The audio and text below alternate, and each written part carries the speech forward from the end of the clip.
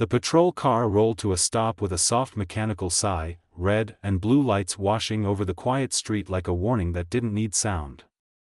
It was late afternoon, the kind of hour where the sun still held warmth but shadows were already stretching longer than they should. A black woman stood beside her parked sedan, keys still in her hand, confusion just beginning to register on her face as the officer stepped out. He didn't greet her. He didn't ask if she knew why she'd been stopped. He went straight to command, license. Registration. Now his voice was sharp, practiced, stripped of curiosity. This was not a conversation.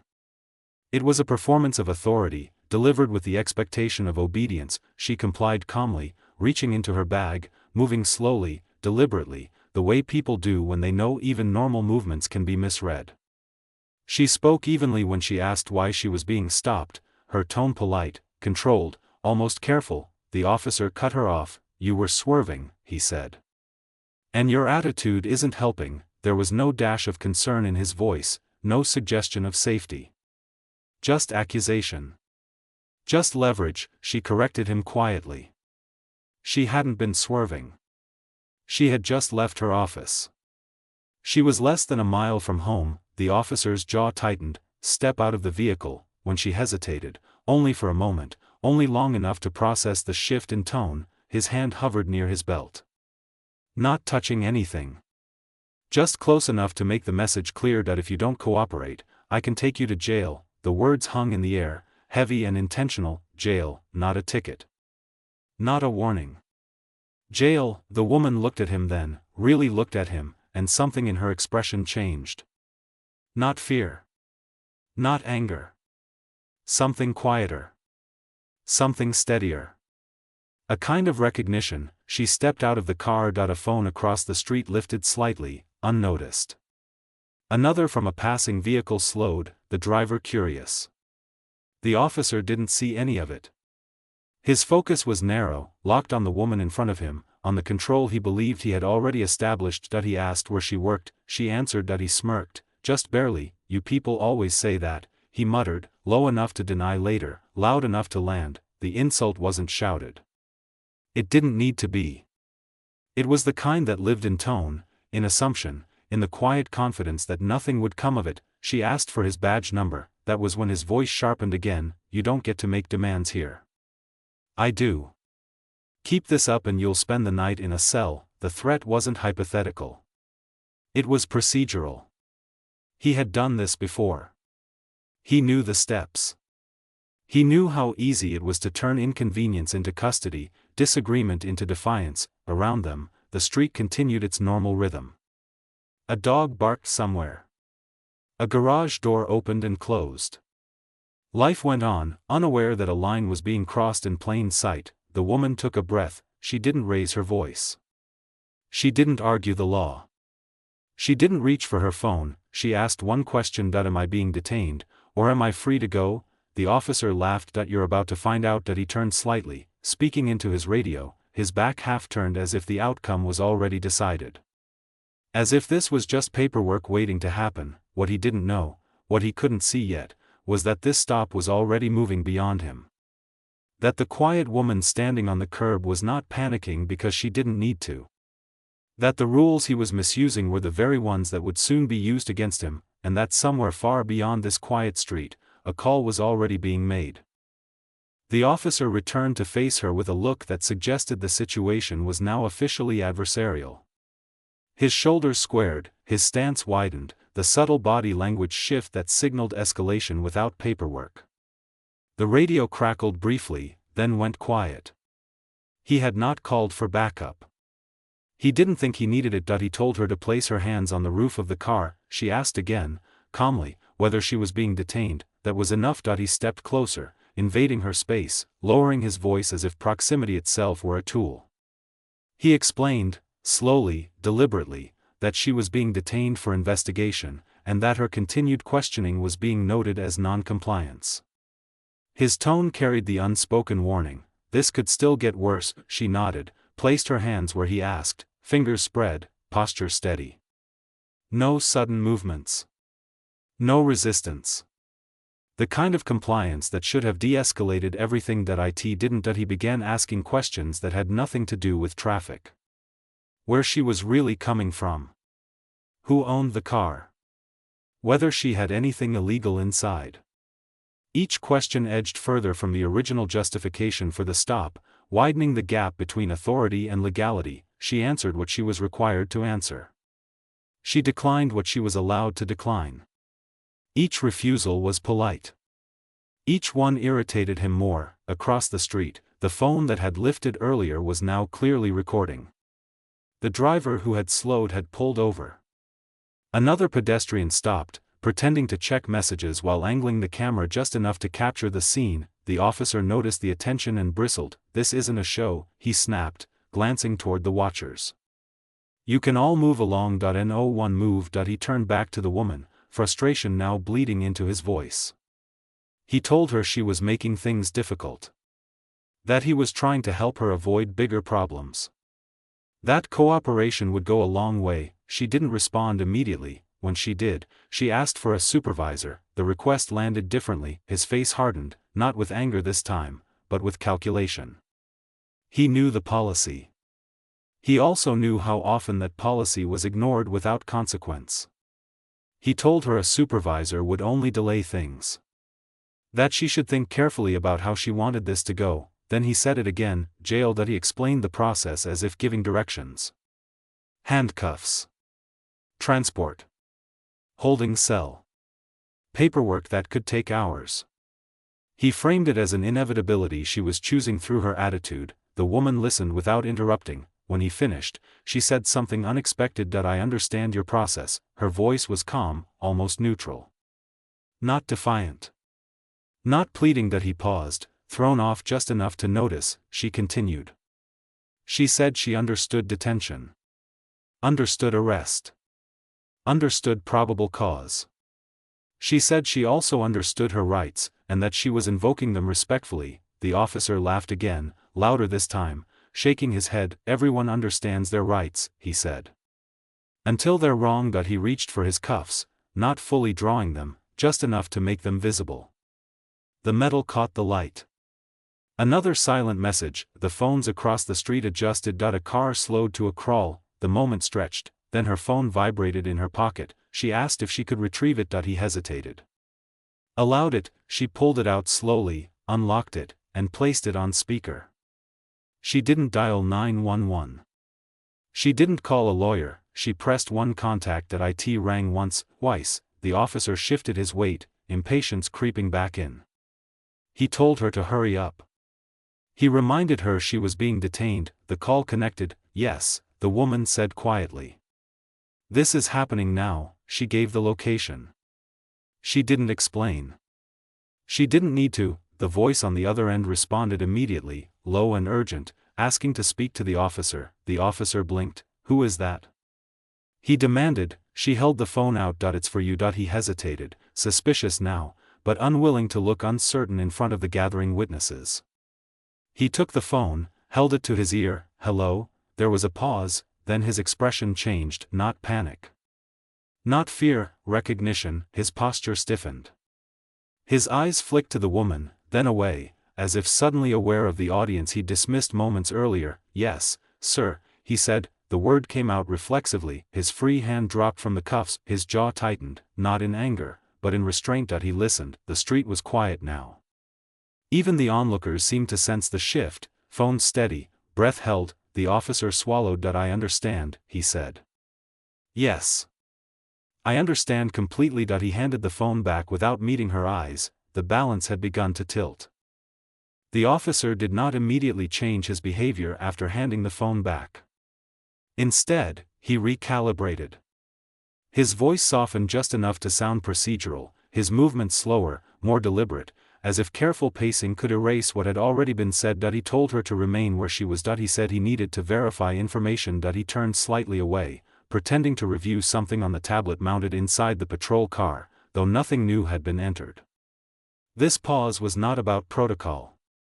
It was about control, about reclaiming it without appearing to lose it. The woman waited. Her hands were no longer on the car, but she kept them visible, resting calmly at her sides. She did not speak. She did not smile. She did not look at the phones pointed toward her. Her stillness was not submission. It was patience. The officer began narrating his actions out loud, the way officers sometimes do when they know they are being watched. He explained that traffic stops could take time. That safety required caution.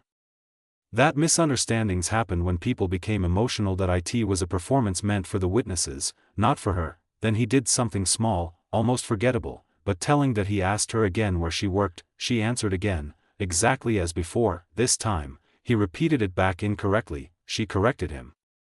His jaw tightened. That he told her not to interrupt him. That he told her that interruptions could be documented as disorderly behavior. The threat had changed shape, but it was still a threat. He asked if she had ever been arrested. She said no. That he asked if she had ever been investigated. She asked whether that question was relevant to the stop. That he told her relevance was for the court to decide, not her. Each exchange widened the gap between lawful authority and personal leverage.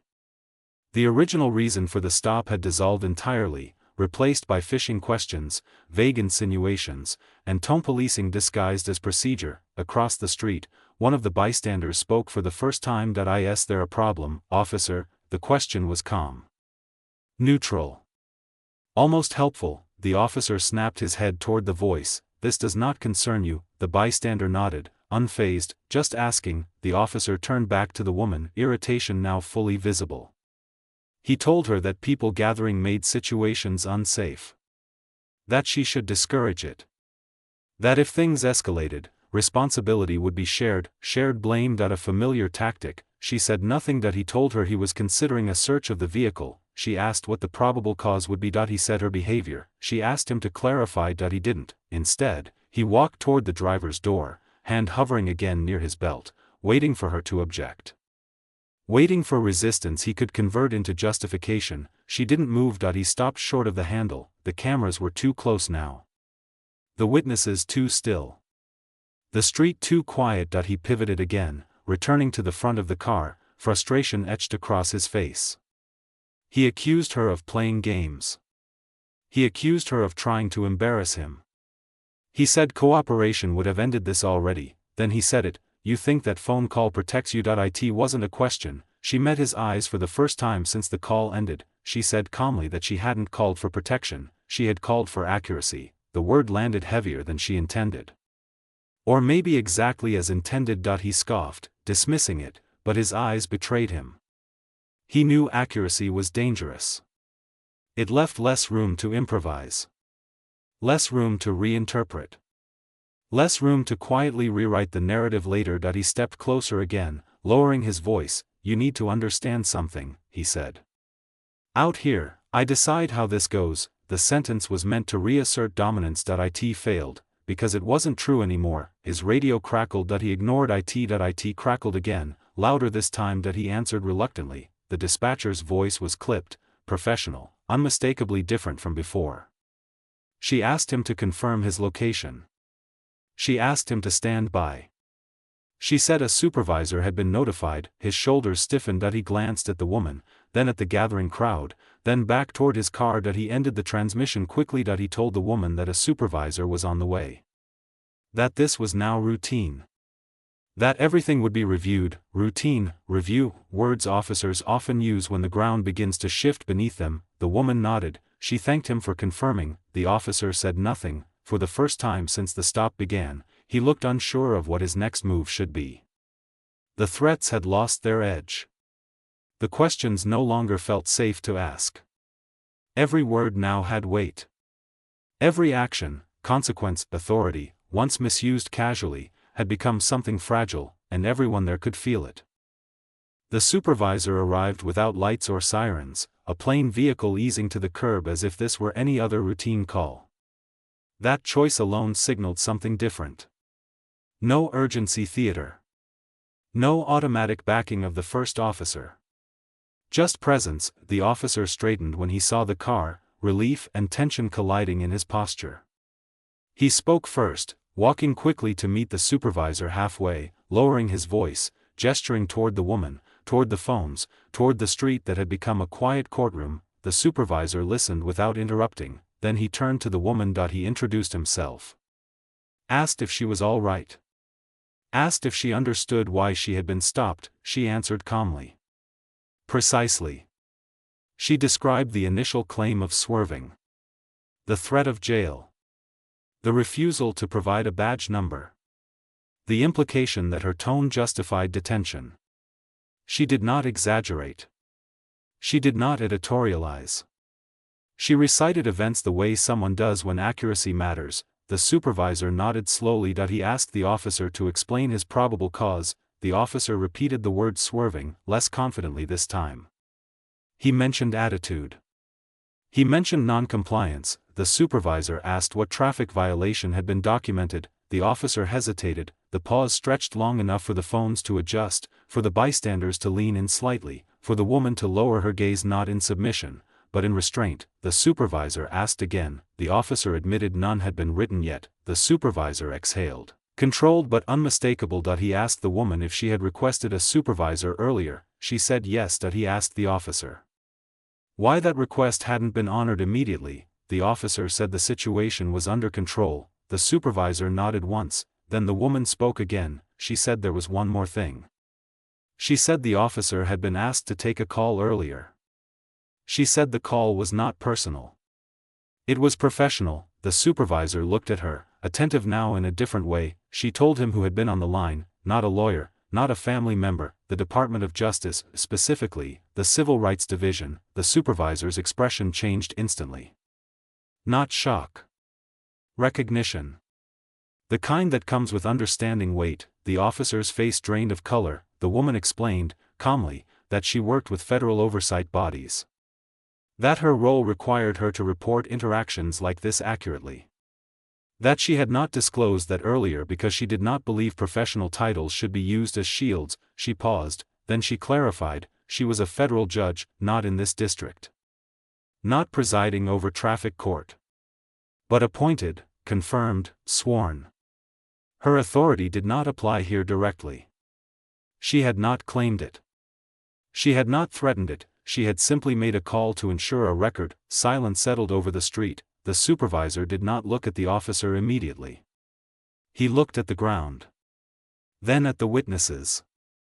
Then back at the officer. He asked one question. Did you know this when you threatened her with jail? The officer swallowed. No, he said. The supervisor nodded. That's the problem. He replied. He turned to the woman and apologized. Not vaguely. Not defensively. He apologized for the threat. For the escalation. For the misuse of authority. He told her the stop was over. She was free to go. She thanked him. She did not leave. She asked, quietly, what would happen next. The supervisor answered honestly. He said there would be a report. He said internal review would be triggered. He said the footage would be requested. He said the witnesses' recordings would matter. The officer stood rigid beside the patrol car, suddenly very aware of the cameras he had dismissed. The rules he had bent. The language he had used casually. The supervisor instructed him to return to his vehicle. He did. Before the woman left, she turned once more, not to the officer, but to the bystanders. She thanked them for staying. For recording. For witnessing. Then she drove away. The street slowly returned to normal. Phones lowered. Cars moved on. The moment dissolved, but the record did not. The consequences did not arrive that night. They didn't arrive the next morning either. There was no dramatic arrest of the officer, no viral clip with instant justice wrapped in a neat bow. Instead, what followed was slower, quieter, and far more unsettling for the man who had once been so confident on that curb. It began with paperwork. A request for a written statement landed in his inbox before his next shift. Not unusual on its own. Officers wrote statements all the time. But this one was different. The language was precise. The scope was broad. It asked not just what happened, but why decisions were made at each step. He wrote carefully. He avoided adjectives. He softened verbs. He framed threats as explanations. He framed tone as concern. He framed escalation as safety. He told himself this was standard. That nothing would come of it. 2 days later, Internal Affairs requested an interview. That, too, could be brushed off, if not for who was copied on the notice, the Civil Rights Division, the same office whose call had shifted the air that afternoon. The officer sat in the interview room wearing his uniform, posture rigid, hands folded in front of him. A camera recorded from the corner. A digital recorder sat on the table. Across from him were two people, an internal investigator and a federal liaison. They asked him to walk through the stop. He did. They asked why he escalated to detention. He cited behavior. They asked him to define the behavior. He hesitated. They asked him to justify the jail threat. He said it was meant to gain compliance. They asked whether compliance had been refused. He said she had questioned him. They asked whether questioning constituted grounds for arrest. Silence stretched. They played audio from a bystander's recording. His voice came back at him, unfiltered. The word jail sounded harsher than he remembered. The tone sharper. The confidence unmistakable. They played another clip. Then another, different angles. Same pattern. They showed him the timestamps. The duration of the stop. The absence of a citation. The lack of documented probable cause. They asked him whether he had requested consent to search. He said no. They showed footage of him reaching for the driver's door. They asked him why. He said he reconsidered. They asked what caused the reconsideration. He didn't answer. When the interview ended, he was placed on administrative leave pending review. At the precinct, the news traveled fast. Some officers dismissed it as bad luck. Wrong stop. Wrong person. Others were quieter, more cautious. They replayed their own interactions in their heads, wondering how many had come close to crossing the same invisible line. The officer told his partner it was nothing. A misunderstanding blown out of proportion. He told his family the same, but the calls kept coming. The department requested his body camera footage. Dispatch logs. Radio traffic. Prior complaints. Yes, there were prior complaints, not sustained. Not proven. But patterns existed. Similar language. Similar escalations. Similar targets. The review expanded. The federal liaison requested demographic data on traffic stops in that district. The numbers were clean at first glance. Then they were filtered. Broken down by race. By time of day. By officer. The officer's name appeared more often than average, not enough to accuse, enough to question. Meanwhile, the woman did not speak publicly. She did not give interviews. She did not post online. She submitted a formal report through federal channels, attaching links to publicly available footage, transcripts, and her own contemporaneous notes. Her report did not accuse. It documented. That was what made it dangerous. Weeks passed. The officer returned to limited duty. Desk work. No patrol. No discretionary stops. He told himself it was temporary. Then the notice came. A disciplinary hearing, not internal. Joint Department Leadership. City Legal Counsel. Federal observers. The officer sat at the long table alone this time. No union representative at his side. No casual chatter before things began. They went through the stop again, this time step by step. They asked him whether he would do anything differently. He said he would explain himself better. They asked whether threatening jail without probable cause was appropriate. He said it depended on context. They asked whether race played any role. He said absolutely not. They asked why he dismissed her employment claim. He said people lie. They asked why he used the phrase, "you people."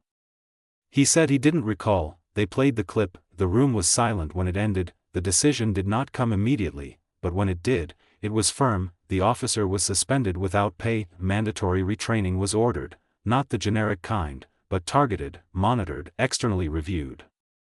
His future stops would be audited for a full year. Any further complaint would trigger automatic escalation, and that wasn't all. The department issued a public statement acknowledging a violation of conduct standards during a traffic stop. It did not name the woman. It did not name the officer, but it acknowledged misuse of authority. That alone was rare. Behind closed doors, policy discussions began. Not because leadership suddenly found conscience, but because the risk had become real. Federal oversight had a way of focusing attention. The officer appealed. The appeal was denied. He returned to patrol months later, different assignment, different hours. The confidence he once carried was gone, replaced by caution. Every stop now felt watched. Every word weighed. That he noticed phones more, that he noticed silence, that he noticed how power felt when it was no longer assumed, and somewhere else, in rooms far from that quiet street, his case became a reference. A citation. An example used in training slides and legal memos, not as a villain. As a warning. The consequences had arrived, not loudly, not all at once, but thoroughly, and they were not finished. The reform did not begin with speeches or press conferences. It began the way institutional change usually does, reluctantly, under pressure, and framed as refinement rather than correction. The department announced a policy review within 30 days of the disciplinary decision. Officially, it was described as proactive. Internally, everyone understood why it was happening. Federal oversight does not make suggestions lightly. A working group was formed, composed of command staff, legal advisors, and external civil rights consultants. The consultants were not symbolic. Their presence was written into the agreement.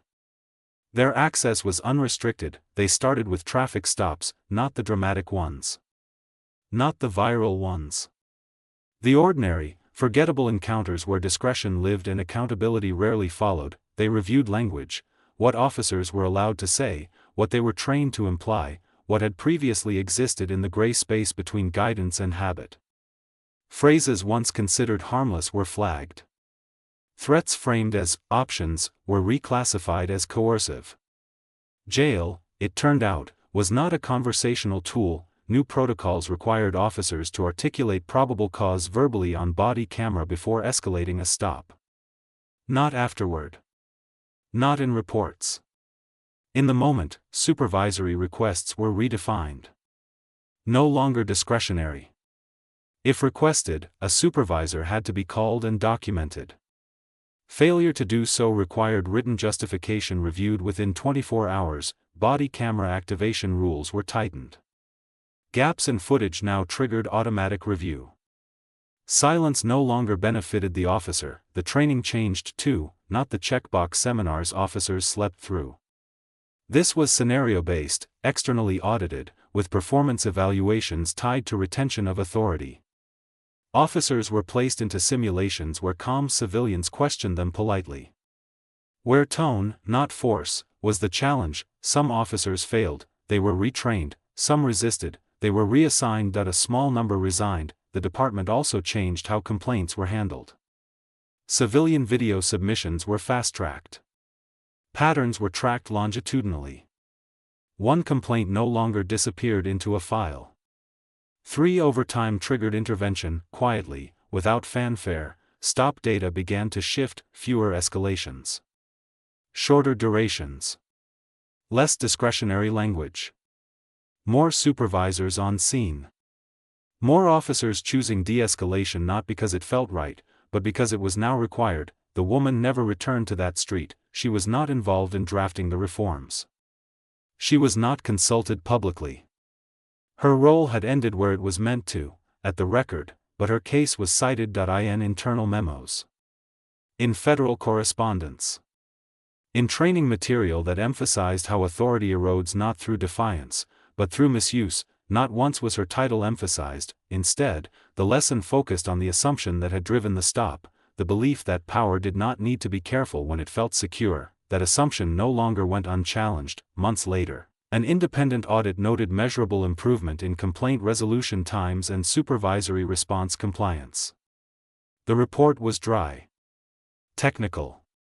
Unemotional. It ended with a single line that mattered more than the rest: corrective measures implemented due to documented civil rights risk. The system had not been fixed, but it had been adjusted. The rules had tightened, the margins had narrowed, and for officers working those streets, the message was clear: authority was no longer something you proved by pressure. It was something you preserved by restraint. The street never learned her name. It didn't need to. What lingered from that afternoon wasn't the spectacle of flashing lights or the threat that had been spoken too easily. It was the quiet correction that followed. The reminder that power, when left unchecked, always assumes it will be believed. For the woman, justice did not arrive as applause. It arrived as alignment. The system, imperfect and slow, had been forced to look at itself without distortion. That was enough. She returned to her work, to courtrooms where language mattered, where records endured, where accountability was measured in precision rather than volume. For the officer, the memory never fully faded. Every stop after carried a pause he hadn't needed before. A moment where words were chosen instead of deployed. Where the threat of jail stayed unspoken. The curb had taught him something training never had: authority does not survive arrogance.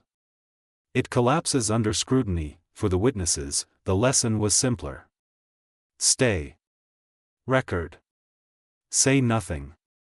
Presence alone could bend an outcome, and for everyone listening now, the meaning travels further than one street, one stop, one name never spoken. Justice does not always look dramatic. Sometimes it looks like paperwork, policy language, and quiet restraint replacing loud certainty. This story isn't about a title revealed at the perfect moment. It's about what happens when someone refuses to panic, refuses to perform, and lets the system expose itself. If you've seen moments like this, where power presses first and asks questions later, remember what made the difference here. Calm. Witnesses. Records. And if you ever find yourself standing in that space, know this: your dignity is not conditional. Accountability does not require shouting. And justice, when pursued patiently, has a long memory. Stay alert. Stay present. And when authority forgets its limits, don't look away. That is the quiet promise beneath this story. Not revenge, not spectacle, but balance restored through attention and time. Systems rarely change because of noise alone. They change because someone insists on a record, and others refuse to disappear. Justice moves slowly, but it moves best when watched, measured, and remembered long after the lights fade. Carry that forward. Let it shape how you watch, how you question, how you stand still when standing still matters most.